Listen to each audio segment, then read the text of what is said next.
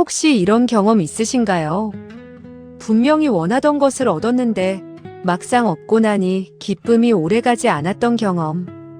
열심히 노력해서 좋은 결과를 냈는데 잠깐 뿌듯하다가 금세 또 다른 걱정이 생겨난 경험. 누군가에게 인정받았는데 그 기쁨이 채 하루도 가지 않았던 경험. 우리는 더 많이 가지면 편안해질 것 같습니다. 더 안전해지면 마음이 놓일 것 같습니다. 더 많이 인정받으면 자신감이 생길 것 같습니다. 그래서 열심히 노력합니다. 더 가지려, 더 잘하려, 더 인정받으려. 그런데 이상합니다. 더 가질수록 잃을 것이 두려워집니다. 더 안전해질수록 위험한 것들이 눈에 들어옵니다. 더 인정받을수록 더 인정받고 싶어집니다. 채워도 마음의 갈증은 사라지지 않습니다. 왜일까요? 우리가 게을러서일까요? 노력이 부족해서일까요? 아니면 아직 충분히 갖지 못해서일까요? 부처님은 말합니다. 그것이 아니라고. 문제는 노력의 양이 아니라 방향 자체에 있다고. 지금으로부터 약 2500년 전 인도의 한 왕자가 이 질문을 들고 왕궁을 떠났습니다. 호화로운 삶도 가족도 안락함도 내려놓고 오직 이 질문 하나를 품고 길을 나섰습니다. 그리고 보리수나무 아래 깊은 침묵 속에서 하나의 답을 얻었습니다. 그 답은 우리가 지금껏 생각해온 방향과는 전혀 달랐습니다. 더 많이 가지는 것도 아니었고 더 강해지는 것도 아니었습니다. 세상을 바꾸는 것도 아니었습니다. 그 답은 놀랍도록 단순했습니다. 그리고 그 단순함 안에 우리가 평생 찾아 헤맨 모든 것이 담겨 있었습니다. 우리는 보통 이렇게 생각합니다. 고통은 밖에서 온다고. 돈이 없어서 내가 괴롭고 그 사람 때문에 내가 힘들고 상황이 좋지 않아서 내가 불행하다고. 그래서 우리는 고통을 없애기 위해 밖을 바꾸려 합니다.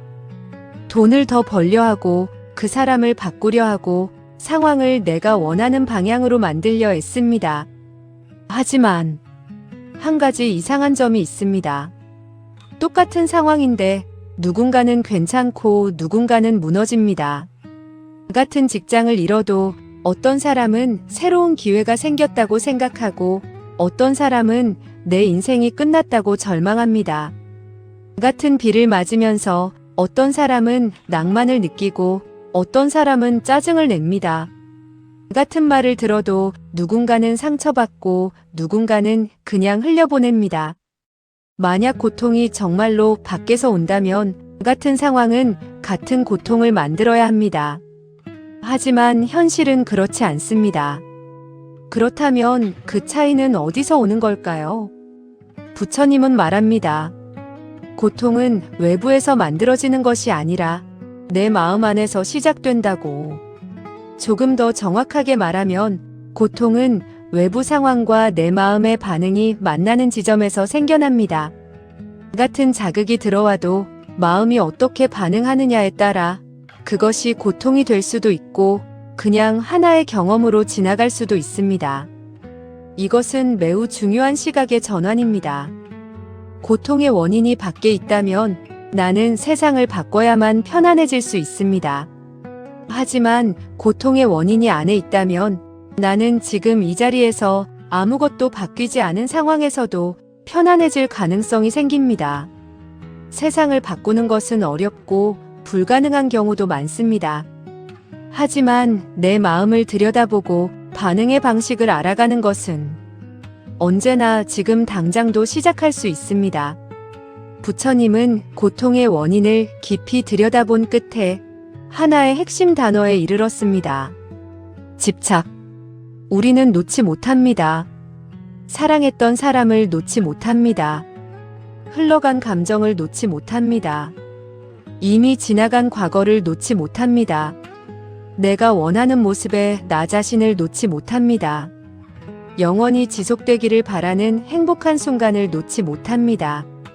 그리고 그 붙잡고 있는 마음이 바로 고통을 만들어냅니다.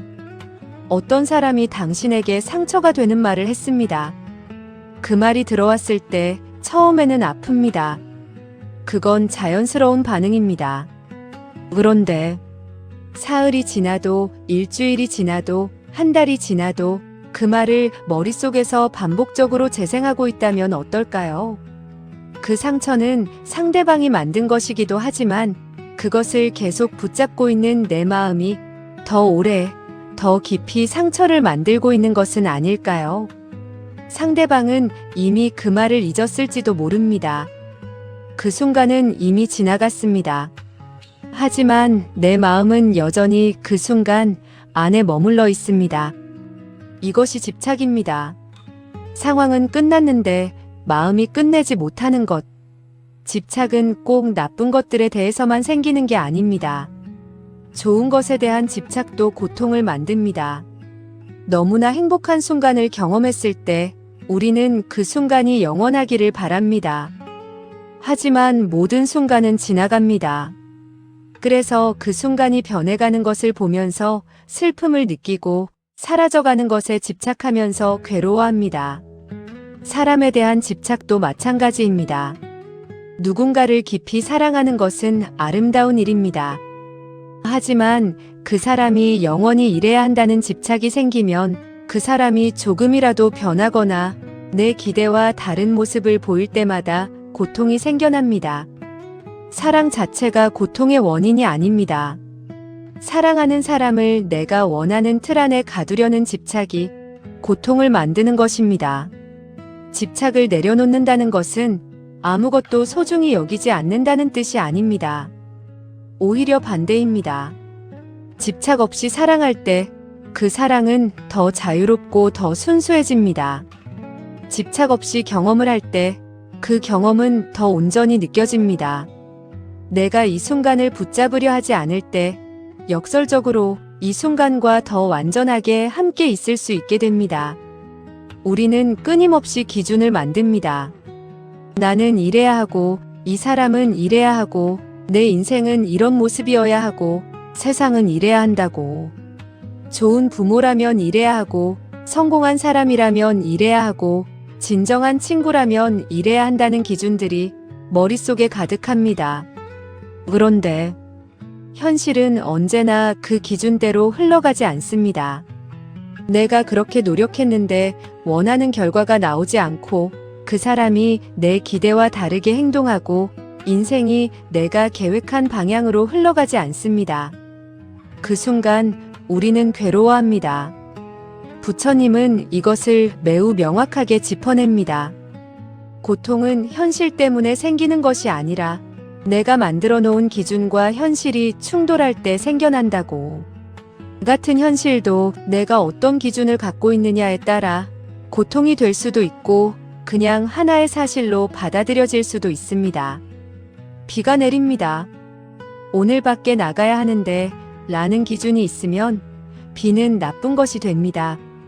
하지만 기준이 없다면 비는 그냥 비일 뿐입니다.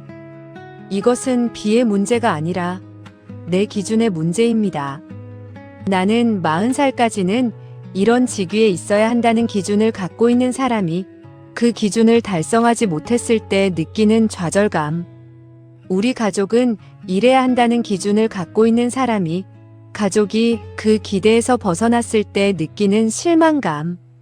이것들은 모두 현실이 나쁜 것이 아니라 내가 만들어 놓은 기준과 현실 사이의 간극에서 오는 고통입니다. 방향을 갖고 노력하는 것은 아름다운 일입니다. 하지만 그 기준이 현실에 대한 유연성 없는 단단한 틀이 되어버릴 때 현실이 조금이라도 그 틀을 벗어나면 고통이 생겨납니다. 내가 만든 기준의 노예가 되어버리는 것입니다. 부처님의 가르침은 이것입니다. 방향과 노력은 가지되 그 결과에 대한 집착은 조금 느슨하게 쥐라고. 그때 비로소 기준이 나를 옥죄는 족쇄가 아니라 내가 유연하게 사용하는 도구가 됩니다. 이 세상에서 변하지 않는 것은 없습니다. 이것이 부처님이 말한 무상, 즉 모든 것은 영원하지 않다는 가르침의 핵심입니다. 사람도 변합니다. 어제의 나와 오늘의 나는 다릅니다. 내가 사랑하는 사람도 시간이 흐르면서 변합니다. 어릴 때 그토록 좋아했던 것들이 커가면서 더 이상 좋지 않을 수 있습니다. 지금 너무 힘든 상황도 시간이 지나면 변합니다. 지금 너무나 행복한 순간도 영원히 지속되지는 않습니다. 우리는 이것을 알고 있습니다. 이론적으로는. 하지만 우리의 마음은 끊임없이 변하는 것을 변하지 않게 만들려 합니다. 영원히 지속되기를 바랍니다. 그래서 변화가 찾아올 때 괴로워합니다.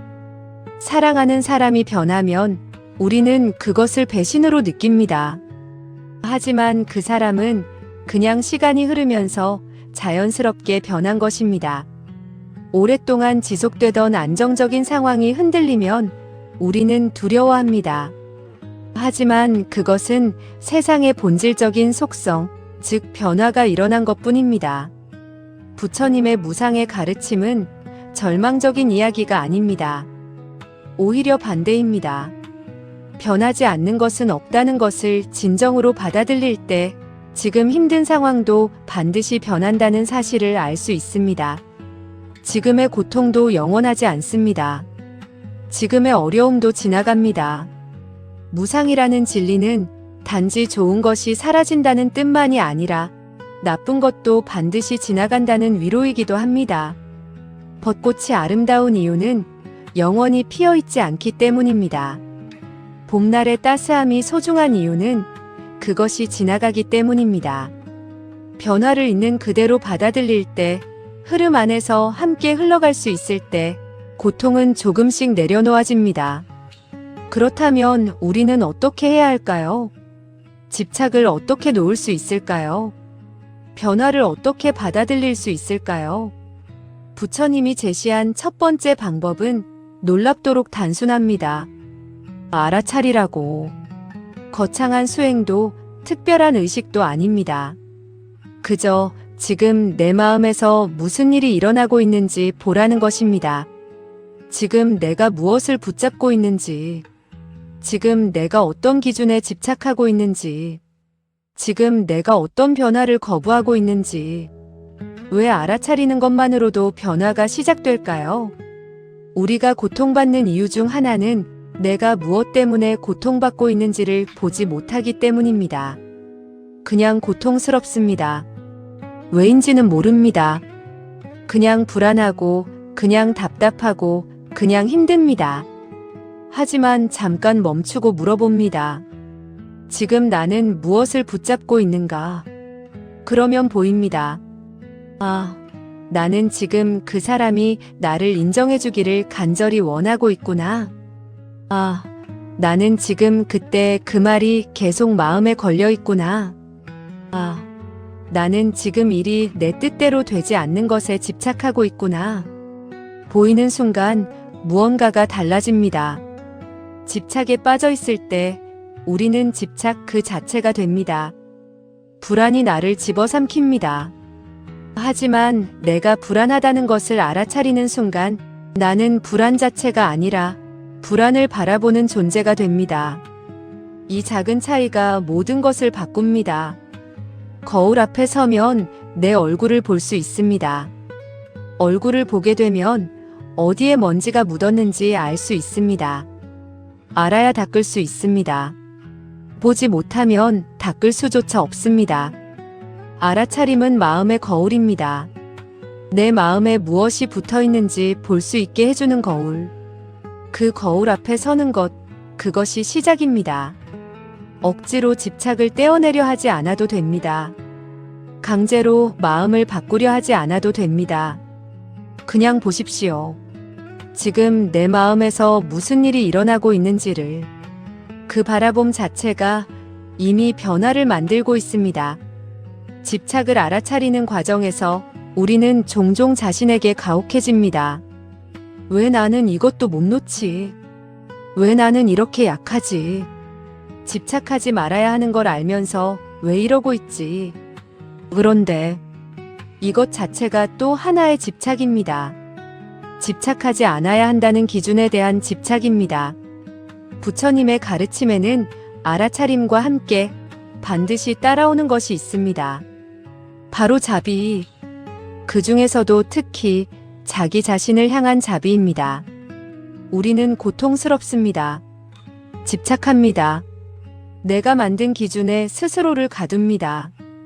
변화를 두려워합니다. 이것은 나약한 것이 아닙니다. 이것은 인간이기 때문에 자연스럽게 생겨나는 것들입니다. 부처님도 인간이었습니다. 깨달음을 얻기 전에 시다르타 왕자도 두려워했고 집착했고 고통받았습니다. 그 고통을 직면하면서 그것을 있는 그대로 바라보면서 깨달음에 이르렀습니다. 고통을 없애려 할 필요도 고통받는 자신을 비판할 필요도 없습니다. 단지 그 고통을 따뜻한 시선으로 바라보십시오. 그래, 지금 나는 힘들구나. 그래, 지금 나는 이것을 놓기 어렵구나. 그래도 괜찮아. 이 따뜻한 인정이 역설적으로 고통을 조금 녹입니다. 고통을 밀어내려 할 때 고통은 더 강하게 저항합니다. 하지만 그래, 있어도 돼 라고 허락할 때 고통은 조금 자리를 내어줍니다. 고통의 많은 부분은 과거나 미래에서 옵니다. 과거에 상처받은 기억을 계속 되풀이할 때 고통이 생겨납니다.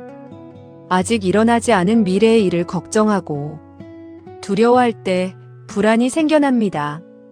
현재, 지금 이 순간은 어떨까요? 지금 이 순간 숨을 쉬고 있습니다. 지금 이 순간 심장이 뛰고 있습니다. 지금 이 순간 이 영상을 보고 있습니다. 그 외에 다른 것은 없습니다. 과거의 상처도 미래의 두려움도 지금 이 순간에는 실제로 존재하지 않습니다.